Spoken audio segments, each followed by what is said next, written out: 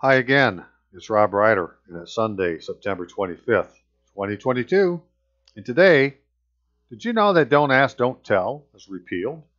Well, Don't Ask, Don't Tell Repeal Act of 2010 apparently has done just that.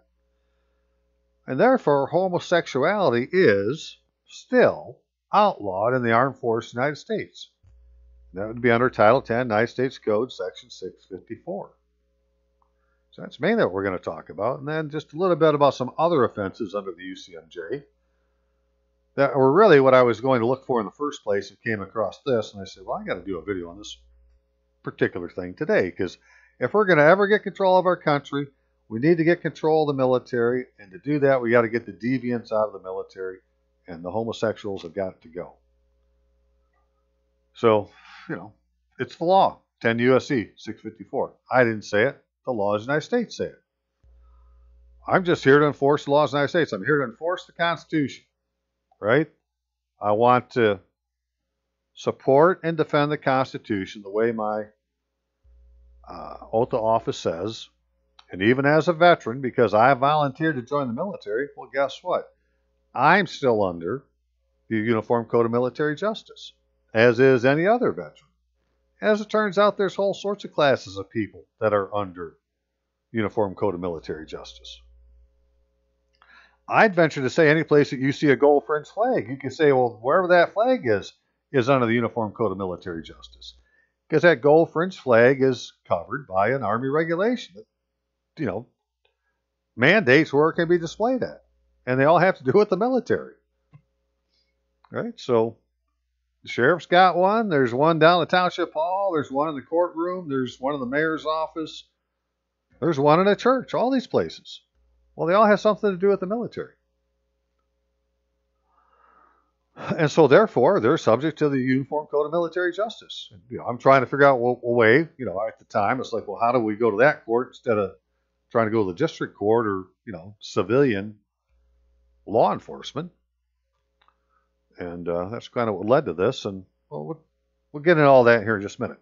So I am Staff Sergeant Robert Allen Rutluski, also known as Rob Ryder, and my email address is court of record at AOL.com. No S's at the end of the courts or at records, as somebody had just recently did. And it got forwarded to me by the person whoever has that, courts of record or court of records, whichever one it was. Right, so you got the Johnson Tittles matter when you put in an email address. And I am on YouTube at Rob Ryder with 3 B's, ROBBBRYDER. And so just real quick, before we look at any, documentation and so forth, if you've watched my videos, you kind of know what I do. We're going to go look at a bunch of different things written by them to see what they said, and we'll go see if they're doing it. And if you haven't watched my videos before, it's, I've done quite a few, and they're on YouTube at Rob Ryder, ROBBBRYDER. And this, thing I was doing now was kind of an or a continuation of Uncle Sam Ain't Released Me Yet, where I had, I was looking at my certificate of discharge I had from way back in the day, and it says on there that I was discharged from the Armed Forces of the United States of America. And then United States Army. Well, actually, I wore a uniform that said U.S. Army, and according to the style manual for the Government Publishing Office, right? This is the federal style manual. It's the official freaking manual. It says U.S. Army stands for Army of the United States, not United States Army. But, even before that was this thing about, well, did I serve in the Armed Forces of the United States, or did I serve in the Armed Forces of the United States of America? Well, sure enough, the DD4 form you fill out for enlistment shows that I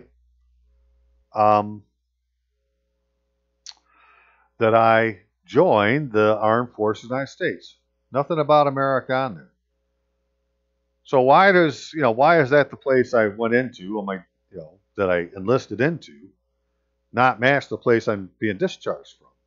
Well, it's a very simple answer. This is a scheme by somebody to enrich themselves based on money that's been put into the system for veterans and people who serve the country that they're taking advantage of.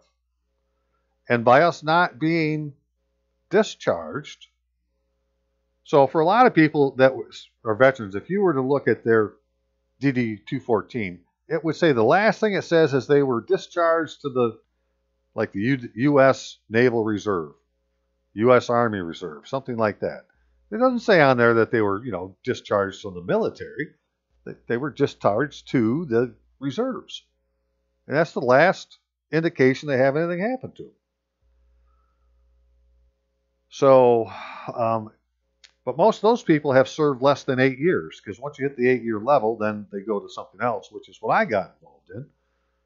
The way I see it, where I should have been administratively discharged, but I wasn't. I didn't even sign my DD 214. Right? So I think, like in my case, they have me hospitalized, in the records, like I was, incapacitated on duty, and I'm, a vegetable in a bed, but I'm still collecting pay. Although it's going to an account and somebody else is administering the account and they're collecting the administration fees and the investment fees and everything else they do. And I've shown before that, the Army, or not the Army, but the military has this thing called a military retirement fund. If you were to Google military retirement fund, you can find a copy of the audit that shows this thing has over $1 trillion of paid retirement in it that's not been collected for some reason. So it's going into a deposit account for somebody. Like you didn't, turn in your canteen or something, so you got some debt against your things, which is withholding your entire estate or something. But then you look to see what they charge to administer this thing. It's like $100 billion a year. So somebody's making a shitload of money because our veteran money, retirement money, whatever our deal was as volunteer military money, is being withheld from us because of some error in the record.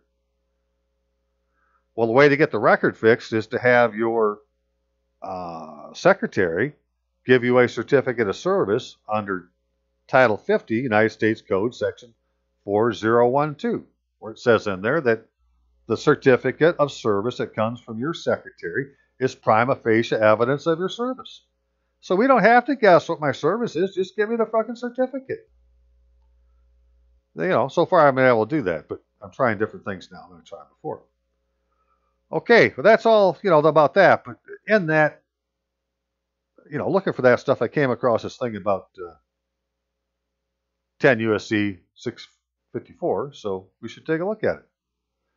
If you have somebody that that's in the military, this would be the easiest for them because they have firsthand knowledge, right? They need to go and file specification and charges. Or maybe just a complaint. And I think the difference is a complaint is just you report whatever you believe happened, where specification and charges is something you're going to swear to. So I would suggest if you're going to go through all the trouble, you go ahead and swear to it. So let's look and see how that all could be done. Give me just 1 second. We'll get started. Alrighty, so Title 10, United States Code for the Armed Forces. Let's go, get this written down here, 424.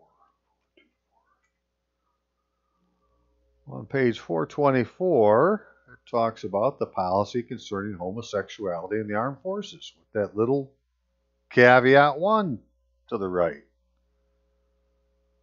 All right, and you could go through and read all this, how they've determined that, homosexuals aren't qualified to serve in the military. I'm not going to go through that. I'm going to say, well, there's a law that says they can't, so they can't. That's all I really care about.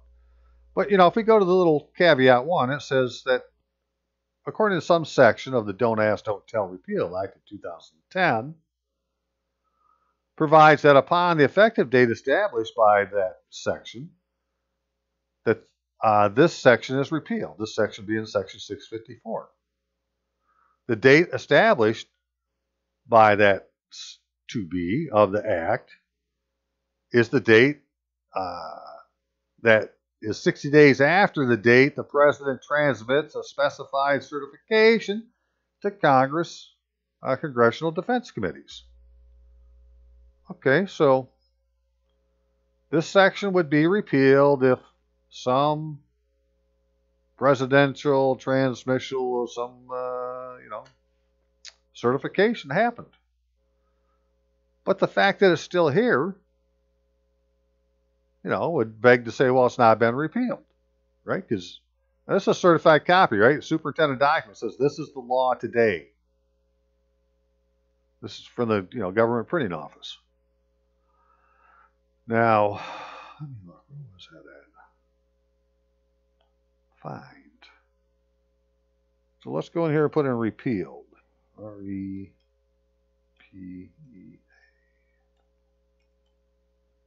Repealed. Well, there it shows up. All right, here's an example. Here's a section. E, it's been repealed. It's no longer in there. Right? Repealed, repealed, repealed. So if it was repealed, it wouldn't be in the law. Well, guess what? It's still in the law, so apparently it's not been repealed yet. I guess the president never signed the piece of paper he's supposed to send. It's never been certified. So again, we don't have to, know why. We just have to know it hasn't been and say, okay, well, if it hasn't, then according to the laws of the military, which is this section here, 6 and 654, right? You cannot serve and be a homosexual. Okay, well, if you're a good, Christian troop and you know what the problem is, you need to go turn somebody in. Because only you can do it. Right? The devil doesn't want you to do it. He goes, oh, don't turn them in. No, don't do it. No. That's the fucking devil speaking. Right? When good people let bad shit happen, well, guess what? Really bad shit takes over. And that's where we find ourselves. And the only way to get that back is to, enforce the law the way it stands. Because these are their laws. This is what they have to follow. I say that to they that are not in the military, but for us in the military, well, this is what we have to follow. There isn't any room for discussion, right? If it's a law, then it needs to be enforced. And the way it gets enforced is you got to complain that it's being violated.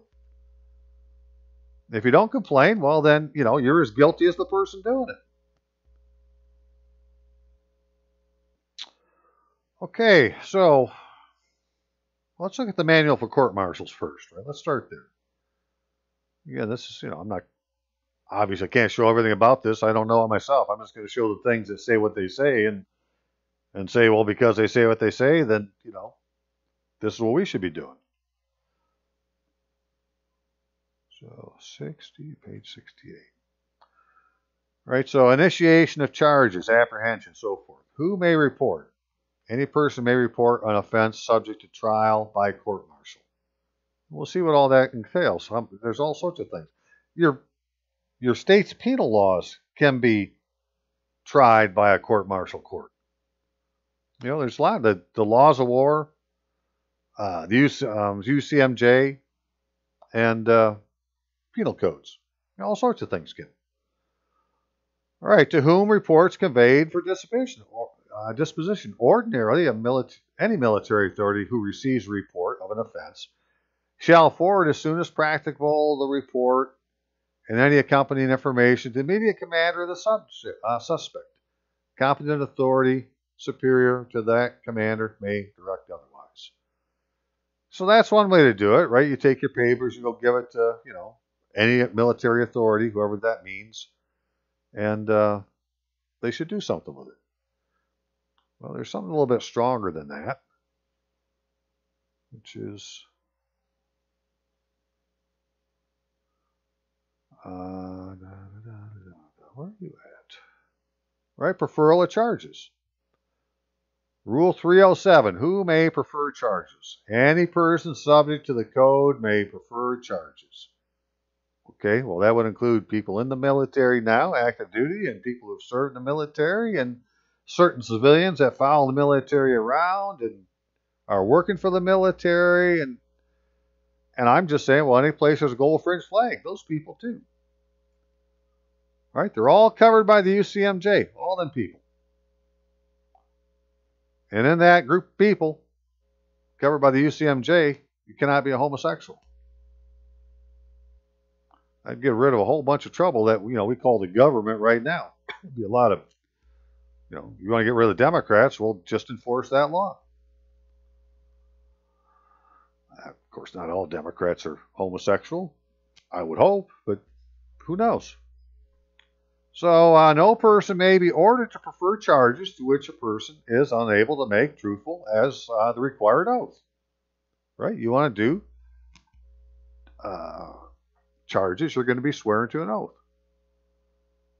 Summary court-martial convening authority is not disqualified by being the accuser. Okay, well. So that would be saying, well, if you had taken your complaint somewhere and they had a summary court-martial and they made the determination that somebody had actually violated whatever you said, they could write up the charges.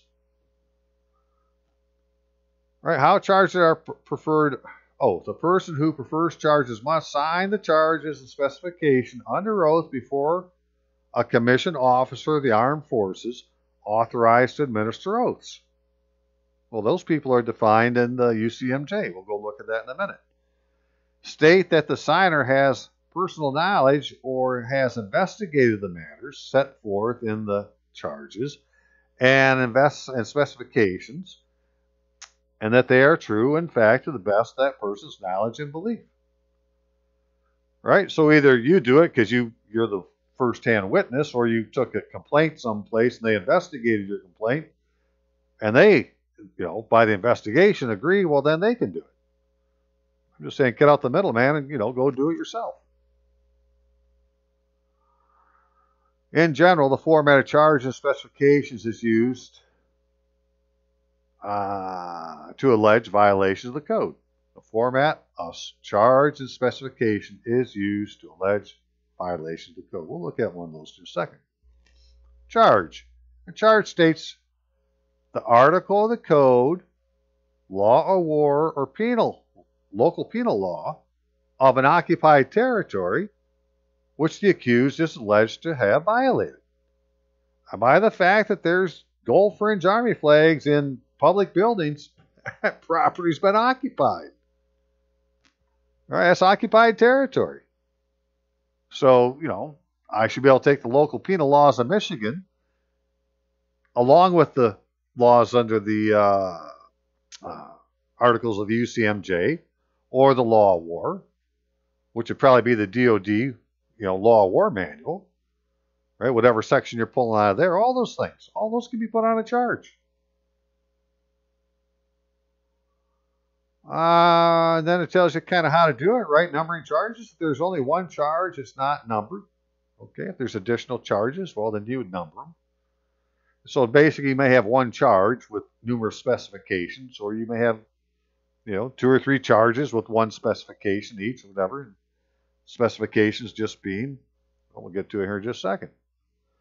Right? Is a plain, concise, and definite statement of the essential facts constituting the offense charged. Well, that's pretty simple. And what did I say here? Charges under law of war. In the case of a person subject to trial by a general court-martial for violations of law of war, you have to go look at Article 18 of the UCMJ, the charge should be violation of the law of war or violation of blank blank, referring to the local penal law of the occupied territory. Violation of Section 217C Michigan Penal Code, which, that particular section makes it a crime to impersonate a public officer. Right? So if you don't have a proper oath of office, well, you're impersonating a public officer. Well, there's the crime.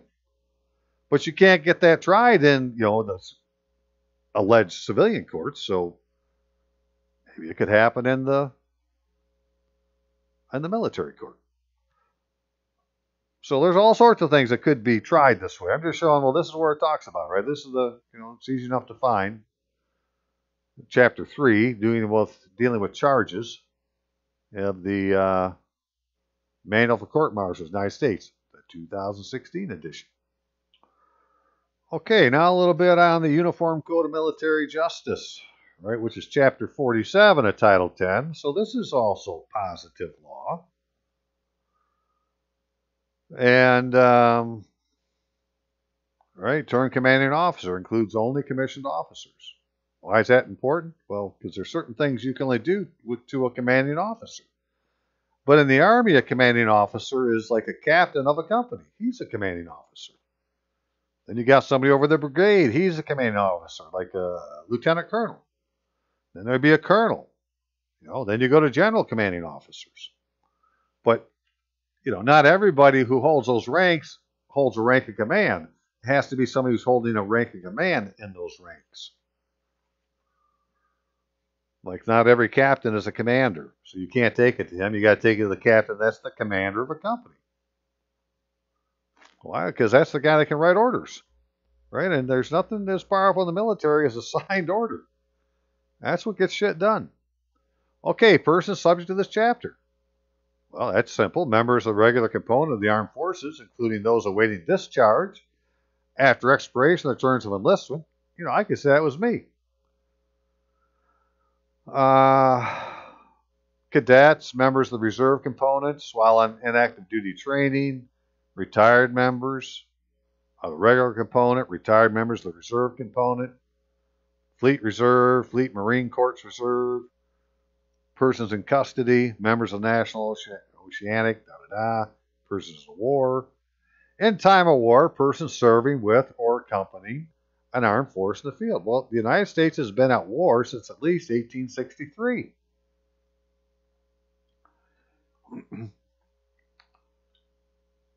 Right? Because the Civil War never ended. There was just an armistice. So I guess they say 1861 is when we started it. But whatever, it never ended. Right? So we've been at war ever since.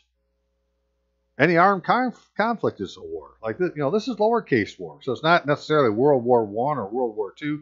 It's anything that could be considered by definition, a war. Which is a whole bunch of things. Right? So this is why we're in a time of war. We got all these gold fringe flags all over the country, and all them people in them buildings are under the authority or under the jurisdiction of the Uniform Code of Military Justice. Now, we got to explain that to the commanders, maybe, but, just show them what the book says. So that's why, all that's a little bit harder, right? That's all maybe secondary stuff. But the first thing is, well, what about people in the military, right? So people in the military, about things happen in the military, which would be, in this case, homosexuality, which is against the laws of the United States. And so, because it's in Title 10, you can't serve. And because it's in Title 10, well, then all these people here, all these different classes of people are covered by that. Right? The voluntary enlistment of any person who has the capacity to understand the significance of enlisting in the armed forces shall be valid for purposes of jurisdiction under subsection A, and a change of status of civilian to member of the armed forces shall be effective upon the taking of oath of enlistment. It can't be any clearer. If you volunteered and took the oath of enlistment, you are governed by the UCMJ, and therefore you can file charges and specifications. Just like a little, be nice to have somebody actually show us how to do it once, but what the heck, just go do it and see what happens. Right? If they don't like it, say, well, what did I do wrong, sir? I'm happy to redo it. It doesn't change what I'm trying to tell you. It's just you don't like the form. Each person discharged from the armed forces who later charged with having fraudulently obtained this discharge is subject to 843 of this title. Article 43 said trial by court-martial. Well, I never was discharged. Okay, hang on a second. And since I'm going through and scrolling through these pages to get to what I want to show you, but this right here, Article 14, delivery of offenders to civil authorities. Under such regulation as the Secretary concerned may prescribe a member of the armed forces accused of an offense against the civil authority may be delivered upon request to civil authority for trial. This is why if you are ever served in the military and you're in court, you need to tell that judge that, he needs to take you to the post and get their concurrence, and you can be tried in a civilian court. Otherwise, you have to be tried under the UCMJ. because you are subject to the UCMJ today. And we got Article 15. That's the one that all enlisted men worry about, men and women. Non-judicial punishment. Well, we want more than that for now, so hang on. Okay, Article 30 is about charges and specifications, where it says shall be signed by the person subject to this chapter under oath before a commissioned officer of the armed forces authorized to administer oaths, and shall state that the signer has personal knowledge or has investigated, and that true in fact the best of his knowledge and belief. Upon the preferring of charges, the proper authority shall take immediate steps to determine that disposition should be made, therefore, in the interest of justice and discipline, and the person accused shall be informed of the charges against him as soon as practicable. Right? That's the difference between, Article 15, non-judicial punishment, and charges. This will be judicial punishment. And since we're here, let's talk about it. There is a charge sheet. This is what it looks like. Put the name of the accused, social security number, grade, rank, unit, organization. Right? Put in as much as you know and just go in and say, that's all I know, sir. You're going to have to figure out the rest. I'm just, what you need to know is, if I would think, is, well, what's the person's name? Specification, right? So, hang on here. So this is where you put the charge, which would be what section of the UCMJ they violated, or the Law of War Manual they violated, or the Penal Code they violated, whatever it was. Right? Violation of UCMJ article, something or other. Right? So the charge must be the actual wording. And then this would be with the numbers you put in. Like Article 139 or something like that. Specifications, what happened, name of the accuser, right? Now let's getting down to the person doing the accusing. Here's the affidavit. Before me, the undersigned authorized to administer oath in cases of this character, personally appeared, the above named accuser, signing the foregoing charge, the specification under oath that he or she is a person subject to the Uniform Code of Military Justice, and that he or she either has personal knowledge or has investigated the matter set forth therein. Well, the wonderful thing is you're going to swear that you have, that you're subject to the Uniform Code of Military Justice. And the only way that they could override that is for somebody to swear that you weren't. Well, now we got to go find the records. All right, well, let's get the, certificate of service from the Secretary. 50 U.S.C. 4012. Right? Accused, informed of, and so forth. Anyway, so this is DD Form 458. DD Form 458. You may want to Google one. So if you go further into the Uniform Code of Military Justice, you come to subchapter 10, punitive articles. Right? So these are the crimes, by article in the military. Like conspiracy, fraudulent enlistment, spies, espionage, false official statements, malingering, murder, sodomy, frauds against the United States, larceny, goes on and on and on. So this larceny one now, this is one that I think I'm going to be using with my attempt to get a Article 139 hearing, which is where we're headed to. So hang on just a second here. Okay, so Article 134, general article. Though not specifically mentioned in this chapter, all disorders and neglects to the prejudice of good order and discipline in the armed forces, all conduct of a nature to bring discredit upon the armed forces, all crimes and offenses not capital, of which persons subject to this chapter may be guilty, shall be taken cognizance of by a general, special, or summary court-martial, according to the nature and degree of the offenses, and shall be punished at the discretion of that court. Right? So you could say that somebody's offending Title 10, United States Codes 654. Right? It's a law of the United States. Okay, so now who has the authority to administer oaths? Well, we got judge advocates, we got all summary court marshals, all adjutants, assistant adjutants, acting adjutants, and personal adjutants. Right, so the adjutant, assistant adjutant, acting adjutant. I have to see where they fit in the chain of command, but they're like the commander's, second or something like that. Right? And then all commanding officers of the Navy, Marine Corps, and the Coast Guard.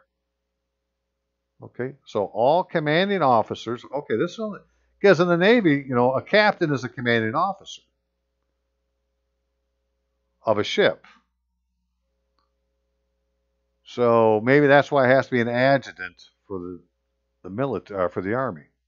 I don't know. I'm just, if you're in the Navy, Marine Corps, or Coast Guard, you got to go with commanding officer. You know who that is. Right, all staff judge advocates, legal officers, so forth, all other persons designated by regulation, the armed forces, or by statute. The following persons on active duty or performance of inactive duty training may administer oaths necessary in performance of their duties: the president, military judge, trial counsel, assistant president and counsel for a court or court of inquiry, officers designated to take a deposition. Okay, so some officers are designated to take a deposition. They can do it. All persons detailed to conduct an investigation, all recruiting officers, and all persons designated by regulation of an armed force or by statute. So, from that, I really couldn't tell you exactly who they're talking about for the Army. As far as, is it a captain or is it an adjutant, which makes it some other rank other than the captain? Interesting. Okay, well, we'll figure it out here soon enough. And we talked about that. Okay, and then courts of inquiry. See, courts of inquiry to investigate any matter may be convened by any person authorized to convene a general court martial or by any other person designated by the secretary concerned for that purpose, whether or not the person involved have requested such an inquiry. Well, we're just, my idea is, let's request one. Because you go down here then under Article 139, redress of injuries to property. Whenever complaint, okay, so complaint did not require charges and specifications. You could just give it to somebody. So whenever complaint is made to any commanding officer, right, that's the big thing, you need to give your complaint to a commanding officer.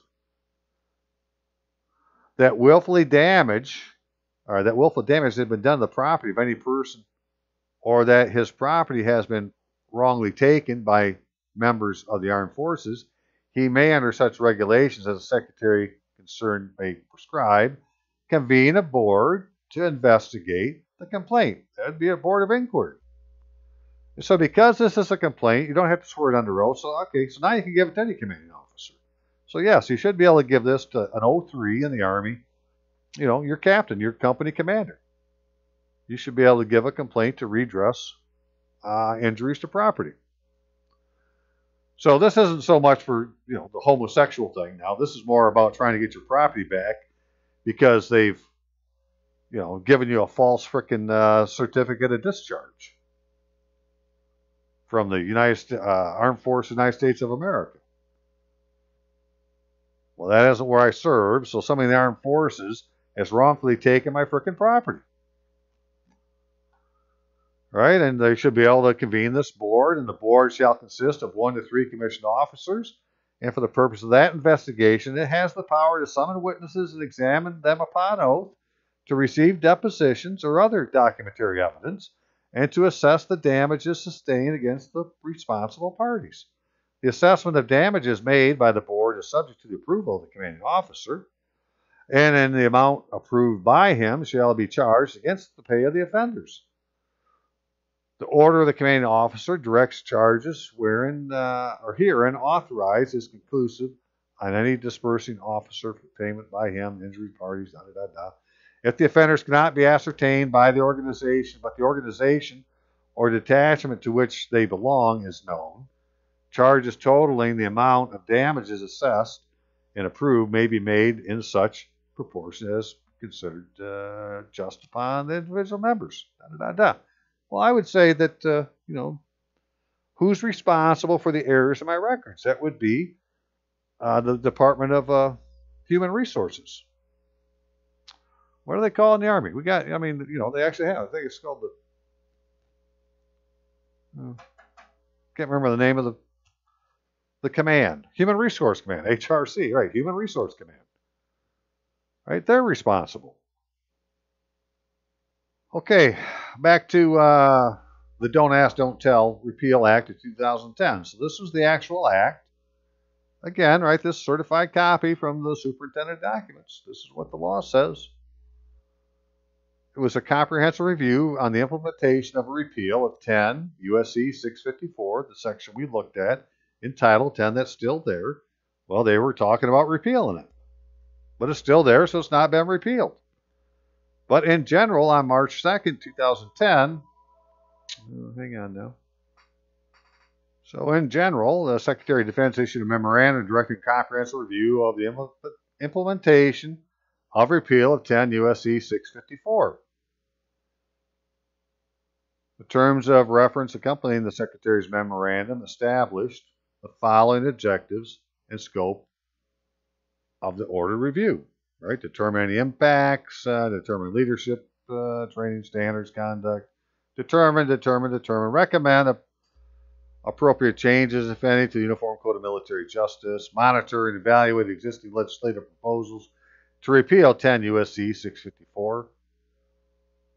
Right? So up until 2010, it had still not been repealed, even though Don't Ask, Don't Tell had been kind of in place since 1993.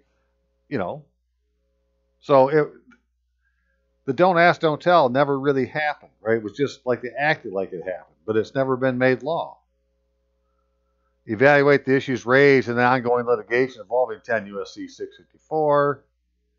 Right, effective date. The amendment made by subsection F shall take effect 60 days after the date at which the last of the following occurs. Secretary of State received a report required by the memorandum. The President transmits to the Congressional Defense Committee a written certification signed by the President, Secretary of Defense, Chairman of Joint Chiefs. Right? So if that shit didn't happen, then it never happened. Treatment of 1993 policy. Upon the effective date established by subsection B, Chapter 37 of Title 10 United States Code is amended by striking 654. Right? In a table of sections at the beginning of such chapter, and striking them relating to section 654. Well, and again, it never happened. This is the whole point. None of that ever happened, and it's still against the law to serve as a homosexual in the military. And so if you want to get them out, all you need to do is go complain about it. And, the clearest way is to complain under charges and specifications. Swear to your complaint. Right? And even if you can't fill the thing out all the way, that's my point, Put in there as much as you know. And go, take it to the frickin' commander and say you want to file specifications and charges. And if he can't do it, well, then he's got to send you to the person that can. But you have to go ask. They're not going to come to you. Right? That would be coercing you to do this. So they can't coerce you to do the right thing. You just have to do the right thing. Right? So let your conscience be your guide. There's the charge sheet. Right? You got a problem with homosexuality in your unit, fill out the DD Form 458 and let the Army take care of the matter. Okay, that's really all I wanted to show today. I'm going to have more on this chasing down the property with an Article 139 hearing, but I need to do a little more research on it. So I just wanted to point this out because it's so blatant that this is still in the law, and as long as it's in the law, then there's really no arguing, right? 654 is still in Title 10. And as long as it's in Title 10, It's positive law. And if you want to read the whole thing, well, here you are, right? Just you can Google 10 U.S.C. 654 and just pull out this one section. Okay, I'm gonna leave it there.